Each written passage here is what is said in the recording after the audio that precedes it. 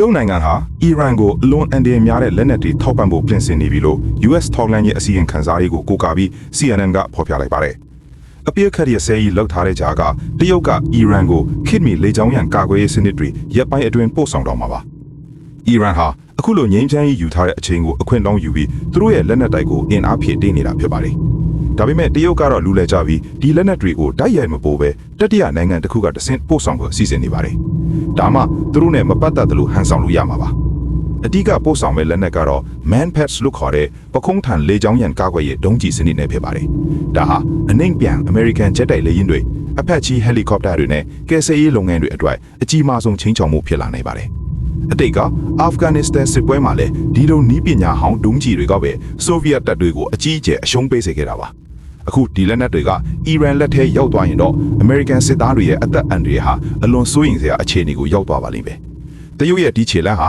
ကမ္ဘာအင်အားကြီးနိုင်ငံတွေကြားမှာတင်းမာမှုကိုပိုတိုးစေမှာအသေးကြပါပဲ။အားလုံးပဲတရုတ်ရဲ့လက်နက်တွေက American ကိုတကယ်ပဲအကြက်ရိုက်စင်မလား comment မှာဝင်ရောက်ဆွေးနွေးပေးသွားကြပါဦး။